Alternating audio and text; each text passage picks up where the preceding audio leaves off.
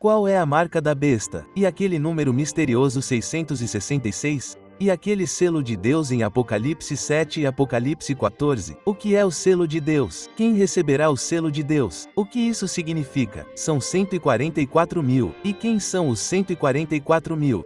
Responderemos a algumas dessas perguntas em nossa apresentação de hoje.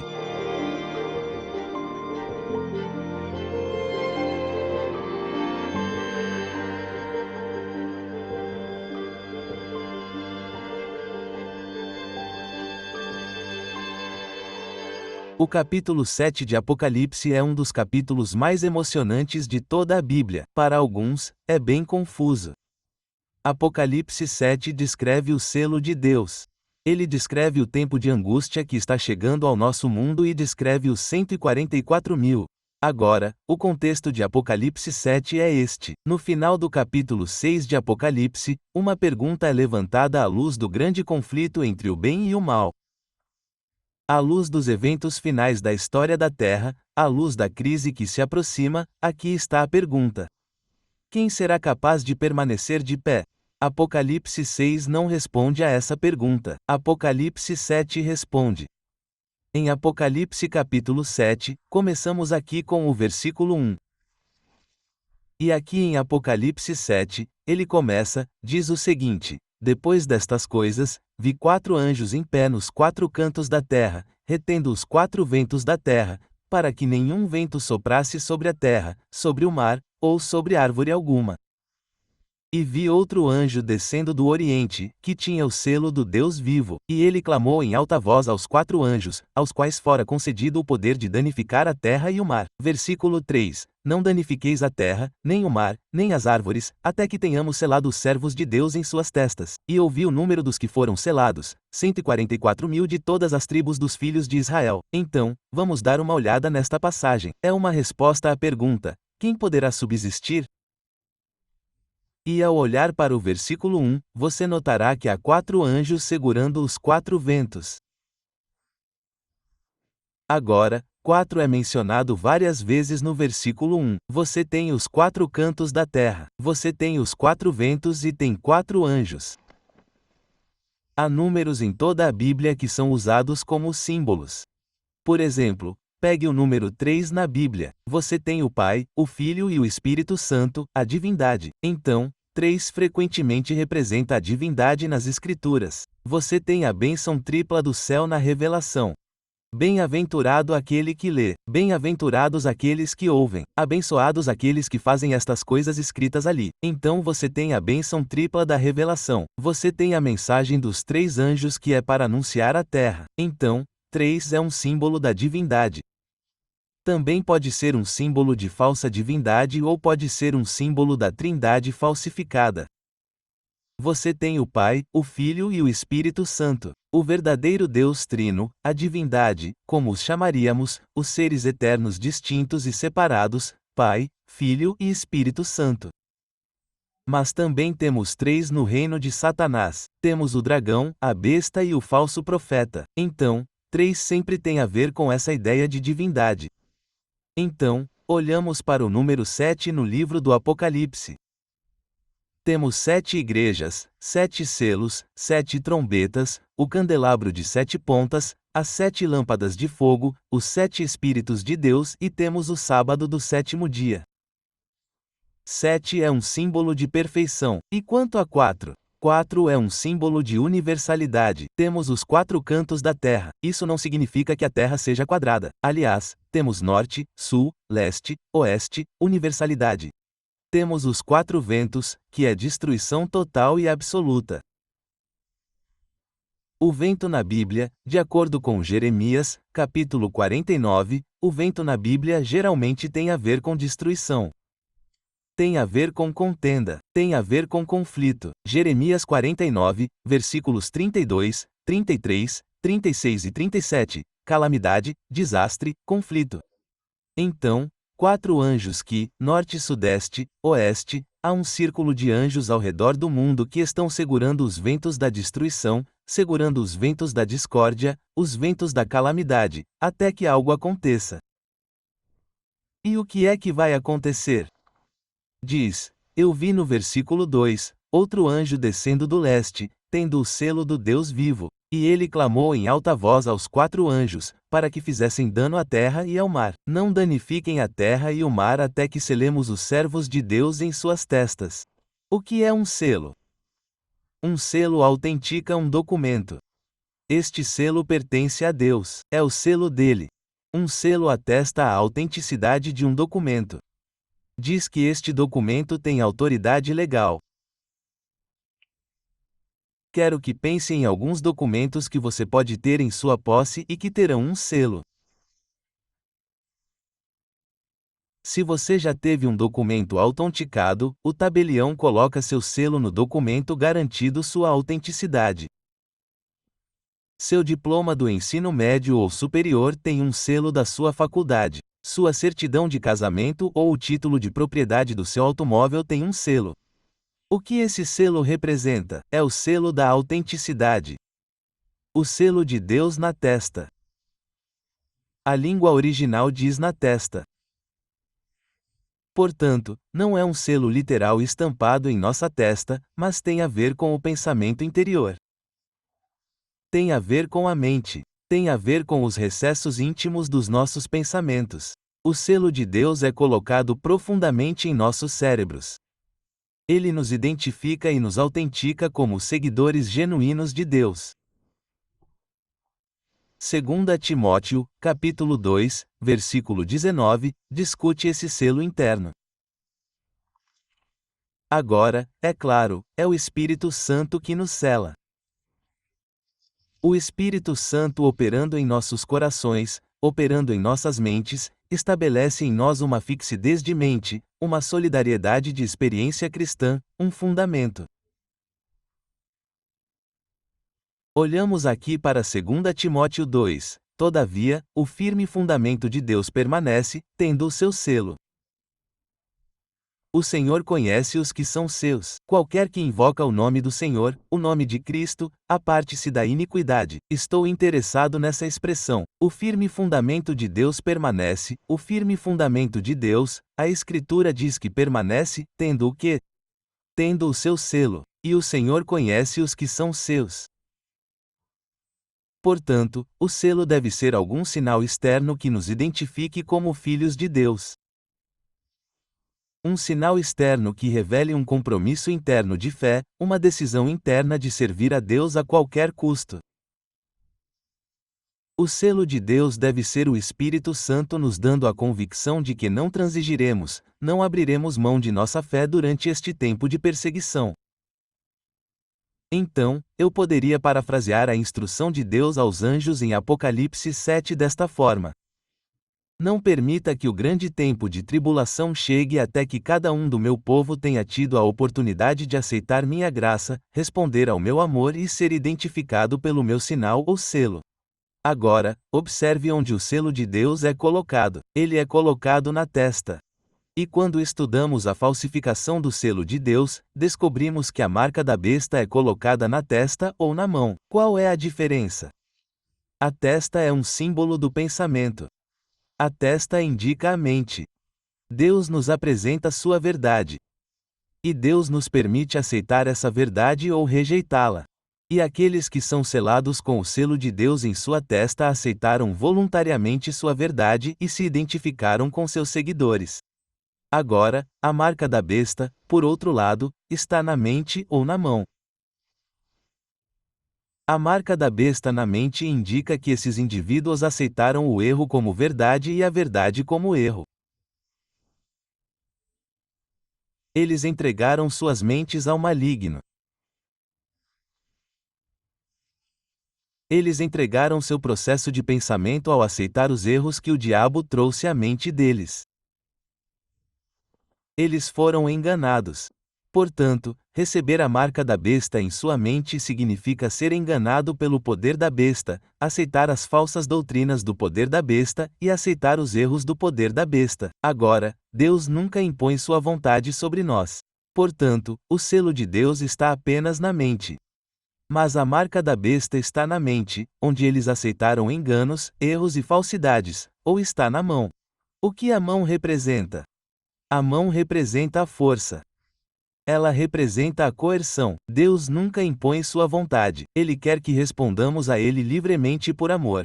A besta aceitará até mesmo um compromisso forçado e relutante. Então Deus diz a seus anjos: não permitam que o tempo de tribulação venha com os ventos de conflito soprando, calamidade, desastre até que meu povo tenha a oportunidade de decidir em suas mentes que eles serão fiéis a Ele. Agora, é claro, como mencionamos, o selo de Deus e a marca de Satanás, a marca da besta, são literalmente carimbados ou afixados na testa. Estamos lidando aqui com símbolos, não com selos ou marcas literais. Eles são símbolos de aliança e lealdade. E então a grande questão é: onde está nossa aliança? Onde está nossa lealdade? Agora, para entender o selo de Deus e a marca da besta, é importante entender que o conflito final na história da Terra é sobre o assunto da adoração. Então, vamos para Apocalipse, capítulo 14, e olhamos lá nos versículos 6 e 7. Vamos olhar para o contraste em 3 versículos. Apocalipse 14, diz o versículo que começa com o versículo 6. E vi outro anjo voando pelo meio do céu, e tinha um evangelho eterno para proclamar aos que habitam sobre a terra, a cada nação, tribo, língua e povo, dizendo com grande voz: temei a Deus, dai-lhe glória, porque é chegada a hora do juízo, e adorai aquele que fez o céu, a terra, o mar e as fontes das águas. Agora observe que o conflito final que trata do selo de Deus e da marca da besta é sobre adoração. Este tem sido o conflito que tem ocorrido no universo ao longo dos milênios. Então, Apocalipse 14:7 diz que, à luz da hora do julgamento, à luz da vinda de Cristo, diz para adorar o Criador. Como adoramos o Criador? Qual é o sinal da autoridade do Criador? É claro que é o sábado. Quando você chega ao versículo 9 em Apocalipse capítulo 14, o versículo 9 fala sobre um tipo diferente de adoração. Diz: então, um terceiro anjo o seguiu. Houve um segundo anjo, dizendo: caiu a Babilônia, as religiões confusas deste mundo, os ensinamentos enganosos deste mundo, os erros que foram sobrepostos ao cristianismo por Satanás, Babilônia, tudo isso que caiu. Então, Apocalipse 14:9, então, um terceiro anjo o seguiu, dizendo em alta voz: se alguém adorar a besta conforme a sua imagem e receber a sua marca na sua testa ou na sua mão. Então, Apocalipse 14:7 nos diz para adorar o Criador. Apocalipse 14:9 nos diz para não adorar a besta. A questão central na controvérsia é sobre o que? Adoração. Como então adoramos o Criador e como deixamos de adorar a besta? Apocalipse 14, versículo 12, diz: aqui está a paciência dos santos. Aqui estão aqueles que guardam os mandamentos de Deus e a fé em Jesus. Você nunca poderá guardar os mandamentos de Deus na crise final a menos que tenha a fé de Jesus. A menos que a fé de Cristo esteja viva em você. A menos que o dom da fé tenha sido desenvolvido em sua vida ao longo de sua vida, ao enfrentar vários testes. À medida que você aprendeu a confiar em Deus implicitamente, à medida que aprendeu a colocar sua confiança nele, à medida que confiou nas promessas de sua palavra, ao viver em harmonia com sua vontade, aqui está a paciência dos santos. Aqui está a perseverança dos crentes. Aqui estão aqueles que perseveram. Aqui estão aqueles que não cedem ao poder da besta. Aqui estão aqueles que guardam os mandamentos de Deus. Agora, qual desses mandamentos tem a ver com a adoração ao Criador? Há apenas um. É o mandamento do sábado. Então, o diabo odeia o Criador. O diabo odeia o fato de que Deus criou o mundo e o diabo não pode criar. E então o diabo quer mudar a lealdade do Criador para a criatura. E, portanto, você tem a evolução crescendo em nosso mundo para descartar a ideia da criação para apagar Gênesis e o relato de Gênesis. Mas o sábado é o sinal visível da criação. E o sábado no tempo do fim será um teste final para o povo de Deus. E o povo de Deus, de acordo com Apocalipse 2:12 da tarde, guardará seus mandamentos, incluindo o sábado bíblico. Portanto, o sábado não foi um dia simplesmente dado aos judeus. É o sinal eterno de Deus, no Antigo e no Novo Testamento, de seu amor e graça. Descansamos nele no sábado, descansamos em seu amor, descansamos em seu cuidado, descansamos em sua graça. Um sábado será o teste final de lealdade. Portanto, o selo de Deus. Ouça esta referência do 8º volume dos Testemunhos, página 117. O sinal ou selo de Deus é revelado na observância do sétimo dia, o sábado, o memorial da criação do Senhor. O sábado é claramente designado como um sinal entre Deus e seu povo. A marca da besta é o oposto disto, a observância do sétimo dia da semana, do primeiro dia da semana. Deixe-me ler isso novamente. O sinal ou selo de Deus é revelado na observância do sétimo dia, o sábado. O memorial da criação do Senhor. O sábado é claramente designado como um sinal entre Deus e seu povo. A marca da besta é o oposto disto. A observância do primeiro dia da semana. Testemunhos, volume 8, página 117. Então alguém diz: espere um minuto. Isso significa que todos que adoram no primeiro dia da semana têm a marca da besta hoje? De forma alguma. Ouçam a próxima referência. Grande controvérsia. Página 449. Somente quando a questão for claramente colocada diante do povo e eles forem levados a escolher entre os mandamentos de Deus e os mandamentos dos homens é que aqueles que continuarem na transgressão receberão a marca da besta. Então, deixe-me explicar desta forma. Nosso mundo está caminhando para uma grande crise. Essa crise é sobre a questão da adoração. Igreja e Estado se unirão. Poderes políticos, religiosos e financeiros, de acordo com Apocalipse 18, se unirão. Eles se unirão em um momento de conflito e discórdia, de fome, de desastres naturais, em um momento em que parece que o mundo está desmoronando. O diabo fará milagres para enganar. E ele insinuará a esses líderes políticos, religiosos e econômicos que se o mundo se unisse em um dia comum de descanso e adoração, os problemas do mundo seriam resolvidos. Portanto, o sábado naquele momento será o sinal de lealdade. Agora, não é simplesmente um dia, esse é o sinal de lealdade. É mais esse comprometimento interno com Deus. E o sábado é a manifestação. É o símbolo externo. É o sinal desse comprometimento interno, desse comprometimento do coração, dessa mente que está fixada em Deus. Agora, quem será selado com o selo do Deus vivo, de acordo com o livro do Apocalipse? Vamos voltar ao capítulo 7 do Apocalipse. Apocalipse 7. Quem será selado? Bem, a Bíblia nos diz aqui no capítulo 7 do Apocalipse, versículo 3: Não danifiqueis a terra, nem o mar, nem as árvores, até que tenhamos selado os servos de Deus em suas testas. Aspas. Portanto, os selados são os servos de Deus, aqueles que são leais a Deus, aqueles que são fiéis a Deus, aqueles que não comprometeram sua lealdade a Deus. Próximo versículo. E ouvi o número dos que foram selados, 144.000 das tribos, os filhos de Israel. Alguém diz: espere um minuto, aqueles que foram selados são todos judeus literais? Aspas. Por que diz as tribos de Israel? Deixe-me fazer uma pergunta. Quando vemos a descrição dos 4 ventos, isso é simbólico, não é? De destruição. Vemos a descrição aqui em Apocalipse desta profecia. É cheia de símbolos. Então, o que dizer quando diz aqui: vi o número dos que foram selados, 144.000, todas as tribos de Israel foram seladas. No livro de Gálatas, a Bíblia diz, e vamos para o livro de Gálatas. Quem são esses israelitas? Após a morte de Cristo na cruz, Israel não era mais a nação escolhida de Deus. Judeus individuais podiam ser salvos e eram salvos aos milhares.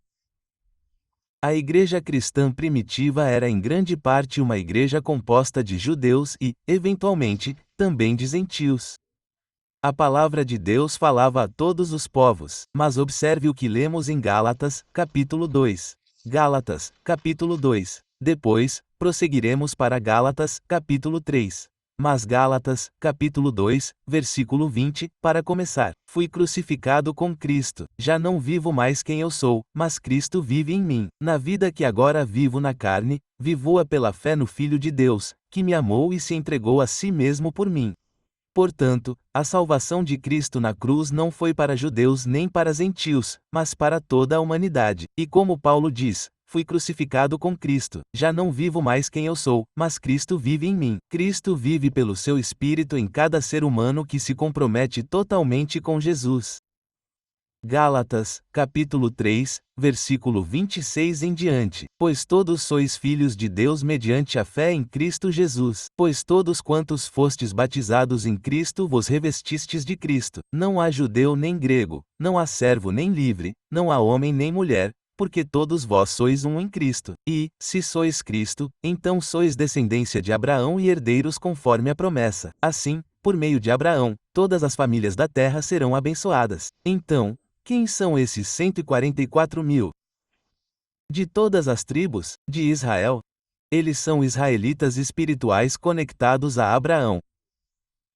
Eles são cristãos bíblicos que agora são chamados de israelitas espirituais.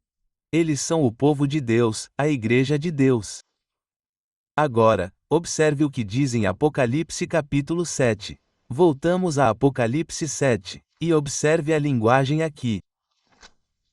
Diz que há 144.000 selados, 12.000 da tribo de Judá, 12.000 da tribo de Ruben, 12.000 da tribo de Gade, 12.000 da tribo de Azer, 12.000 da tribo de Naphalai, 12.000 da tribo de Manassés, 12.000 da tribo de Simeão, 12.000 da tribo de Issacar, 12.000 de Zebulon, 12.000 de José, 12.000 de Benjamim. Eles estão todos selados agora. Se esses são judeus literais, como você obteria exatamente 12.000 de cada tribo? Não parece fazer sentido, não é? Na verdade, todas essas tribos estão misturadas hoje em dia, e você não consegue identificar quem são as 12 tribos. Então, o que as Escrituras estão dizendo?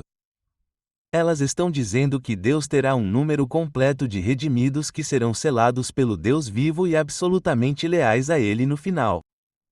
Lembre-se de que no Antigo Testamento, você tem os 12 patriarcas. O que isso representa? Simplesmente aqueles 12 homens? Não, representa as 12 tribos de Israel ou representa o povo completo de Deus. E os 12 apóstolos? Isso significa que há apenas 12 salvos no Novo Testamento? Não. O que isso representa? Os 12 apóstolos representam os 12, a igreja completa de Deus. Assim como os 12 patriarcas representam o povo completo de Deus no Antigo Testamento, os 12 discípulos representam o povo completo de Deus. 12 é um número de completude. Lembre-se de que 3 é um símbolo de divindade. 4 universalidade, 7 perfeição, 12 completude. Então, quem são os 144.000? Eles são, é um número que Deus usa para descrever o povo de Deus no tempo do fim, que é absolutamente leal a Ele. Quais são as características? Você sabe, Apocalipse 7 e Apocalipse 14 mencionam os 144.000. Isso nos dá 7 características deles. Primeiro, eles resistem à crise final. Eles são selados como absolutamente leais a Deus. Segundo, eles permanecem com o Cordeiro no Monte Sião. Apocalipse 14:1. Eles estão focados em Cristo. Eles permanecem com Jesus. Eles não são, suas mentes não são seduzidas pelos prazeres deste mundo. Eles não são enganados pelos enganos de Satanás. Eles permanecem com o Cordeiro. Número 2, 3. Eles têm o nome do Pai escrito em suas testas. Qual é o nome do Pai? É o caráter do Pai. Eles refletem a bela imagem de Jesus em um mundo de trevas. Lá está a luz. Em um mundo de crime, um mundo de imoralidade, um mundo de materialismo, eles se apresentam como embaixadores de Cristo. Em quarto lugar, eles cantam um cântico novo que somente eles podem cantar. A Bíblia fala sobre isso em Apocalipse 14:3. Diz que os 144.000 cantam um cântico novo. Quando Deus tirou Israel da escravidão egípcia, eles chegaram ao Mar Vermelho. Deus abriu o Mar Vermelho. Eles passaram. Os egípcios foram destruídos naquele mar. E do outro lado, Miam liderou os filhos de Israel a cantar o cântico da vitória. Vitória sobre os opressores. Vitória sobre os inimigos de Deus. Vitória sobre as forças egípcias. Somente Israel poderia cantar esse cântico porque somente eles passaram por aquela tribulação. Deus terá um povo fiel a ele no final. Eles cantam um cântico novo. Qual é esse cântico novo? É o cântico da experiência deles. É o cântico da dedicação deles. É o cântico do comprometimento deles. É o cântico de uma fé que não desistiu. Quando Jesus foi pendurado na cruz com uma coroa de espinhos na cabeça e pregos nas mãos. Quando Jesus estava pendurado naquela cruz, quando ele carregou os pecados de toda a humanidade, quando a escuridão o envolveu, Jesus clamou: meu Deus, por que me abandonaste? Ele não conseguia ver através dos portais do túmulo. Mas então ele disse: Pai, em tuas mãos entrego o meu espírito como um ato de fé, confiança e obediência. O povo de Deus mais uma vez passará por um período de tribulação, um período de escuridão, um período em que todo apoio terreno será cortado, mas eles se agarrarão pela fé em Jesus. A Bíblia diz em Apocalipse 14:5 que os 144.000 são virgens. O que isso significa? No livro do Apocalipse, uma virgem, uma mulher casta e pura, tem um amante, que é Jesus Cristo. A mulher prostituta em Apocalipse 17 se afastou de Cristo, e a mulher prostituta aceitou os erros de Satanás. Portanto, uma mulher pura representa a igreja verdadeira. Alguém leal a Cristo não quebrará sua lealdade. Jesus é o marido, a igreja é a noiva. Alguém disse que a igreja é a única organização tão grande que tem seu corpo na terra e sua cabeça no céu. O que significa que elas são virgens, leais, comprometidas. Elas não deixaram seu verdadeiro amante. Elas não cometeram fornicação espiritual com o mundo. Em sexto lugar, elas são redimidas da terra. Então Deus terá um grupo representativo de pessoas no tempo do fim que serão absolutamente leais a Ele. Elas estarão com o Cordeiro no Monte Sião. Elas passarão pela crise final. Elas terão o nome ou o caráter de seu pai. Elas cantam o cântico de Moisés, o cântico da vitória. Elas são virgens leais a Cristo. Elas serão redimidas da terra. E elas não terão culpa diante do trono de Deus. Deus terá um grupo representativo de pessoas. A marca da besta registrada no cérebro estará profundamente gravada na mente, nas células. A marca da besta é o oposto do selo de Deus. E em contradição e oposição aos planos e propósitos de Deus, em oposição àqueles 144.000, aquele grupo representativo de pessoas, 144.000, é uma designação de caráter daqueles que são leais. Em oposição a isso, Satanás fará com que aqueles que não receberem seu selo não façam parte de seu grupo de honra do tempo do fim. Satanás terá um grupo de pessoas que receberão sua marca. Elas apostataram. Elas cometeram fornicação espiritual. Elas deixaram seu verdadeiro amante, Jesus. Aqui vai um pensamento solene, meu amigo. O processo de selamento ou a obra de selamento está acontecendo agora mesmo. A obra de selamento é um processo na vida do crente, não é um ato. Não é que Deus apenas o carimba no fim dos tempos. Esse processo de selamento começa quando somos convertidos. O Espírito Santo começa a trabalhar em nossa vida para solidificar nossa fé. E termina quando o crente toma sua decisão final a favor ou contra a verdade. Receber o selo de Deus depende de nossa resposta diária às convicções do Espírito Santo em nossa mente. O Espírito Santo é a agência seladora de Deus. Efésios, capítulo 4. Agora, Temos que sempre fazer uma distinção entre o que é o selo de Deus e como o selo de Deus é impresso na mente. O selo de Deus é representado no sábado da Bíblia. Mas esse selo de Deus é muito mais do que a observância externa do sábado. É um estabelecimento na verdade, portanto, não podemos ser movidos. E é isso que o Espírito Santo está fazendo em nossa vida, diariamente. Efésios 4:30 da manhã. Não entristeçais o Espírito Santo. Como entristecemos o Espírito Santo? Quando resistimos às convicções do Espírito em nossa mente. Não entristeçais o Espírito Santo de Deus, no qual fostes selados para o dia da redenção. Portanto, esse processo de selamento está em andamento. Satanás está tentando desviar nossas mentes do propósito eterno de Deus para nossas vidas. O Espírito Santo está trabalhando diariamente em nossas mentes para fichá-las nas coisas da eternidade. Primeiros Escritos, página 43. Satanás agora está usando todos os artifícios neste tempo limite para manter as mentes do povo de Deus longe da verdade presente e fazê-los vacilar. Então, em que tempo estamos? Em que tempo estamos no tempo limite? E o que Satanás está tentando fazer? Desviar nossas mentes da verdade presente, para então fazê-los vacilar. O que significa receber o selo de Deus? Há uma declaração maravilhosa no Comentário Bíblico Adventista do Sétimo Dia, volume 4, página 1161. Veja se essa declaração lhe dá alguma nova visão, nova compreensão do que é o selo de Deus.